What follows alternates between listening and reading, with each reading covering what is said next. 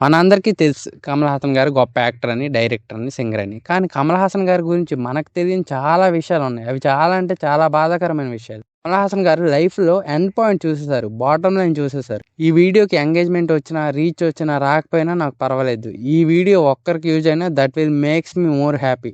Hi guys, welcome to our channel. మీరు గనుక కొత్తగా వచ్చినట్టయితే ఈ ఛానల్‌కి ఒక సబ్స్క్రైబ్ చేసి పక్కన ఉన్న బెల్ ఐకాన్ క్లిక్ చేసుకోండి. దీనివల్ల నేను ఫ్యూచర్‌లో పెట్టే వీడియోస్ మీకు నోటిఫికేషన్ రూపంలో వస్తాయి. ఇక స్టార్ట్ చేద్దాం.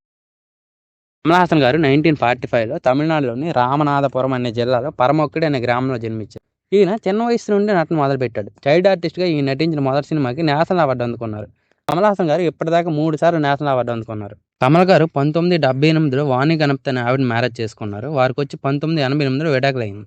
ఆ తర్వాత 1988లో సారిక అనే ఆవిడని మ్యారేజ్ చేసుకుంటారు. వారికి 2 కూతుర్లు. ఒకరొచ్చి అక్షర హాసన్, ఇంకొకరొచ్చి శృతి హాసన్. వారికి 2004లో విడాకులైంది. 'కమల్ హాసన్' గారి జీవితం ఎప్పుడూ నల్లేరు మీద నడకలా సాగలేదు. అభ్యుదయ భావాలు ఉన్న 'కమల్ హాసన్' గారు నిజ జీవితంలో శ్రీశ్రీ గారిని బాగా అనుసరించేవారు. సమాజంలో జరుగుతున్న అవినీతి పైన ఎప్పుడూ వాయిస్ రైజ్ చేసేవారు. జగన్నాథ రథ చక్రాలొస్తున్నాయి. ఇది అప్పట్లో ఉన్న రూలింగ్ పార్టీస్కి నచ్చేది కాదు. 'కమల్ హాసన్' గారు 2013లో తానే నటించి, దర్శకత్వం వహించి, ప్రొడ్యూస్ చేసిన 'విశ్వరూపం' అనే సినిమా విడుదలకు సిద్ధంగా ఉంది.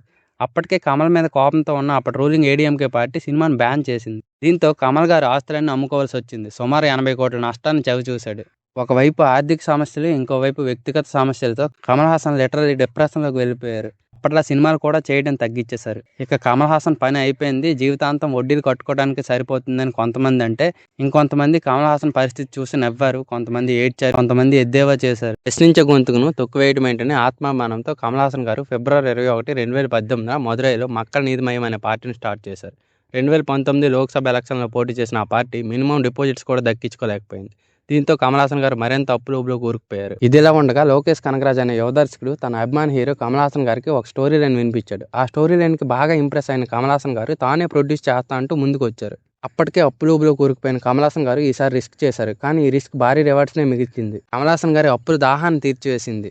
సుమారు 120 కోట్లతో నిర్మించిన ఈ సినిమా 500 కోట్లు కలెక్ట్ చేసి తమిళ ఇండస్ట్రీలో బ్లాక్ బస్టర్ హిట్గా మిగిలింది. దీంతో కమల్ హాసన్ గారి అప్పులన్నీ ఒక్క దెబ్బలో మాయమైపోయాయి. ఆ తర్వాత కమల్ హాసన్ గారు శివకార్తికేయన్ హీరోగా వచ్చిన అమరన్ మూవీని ప్రొడ్యూస్ చేశారు. సుమారు 120 కోట్లతో నిర్మించిన ఈ మూవీ 335 కోట్లను కలెక్ట్ చేసింది. దీంతో కమల్ హాసన్ గారు మునుపెన్నడూ చూడని ప్రాఫిట్స్ జేబులో వేసుకున్నారు. కమల్ హాసన్ గారు జీవితంలో గుడ్ చూశారు, బ్యాడ్ చూశారు, టాప్ చూశారు, బాటం చూశారు. కానీ ఆయన నిలబడ్డారు.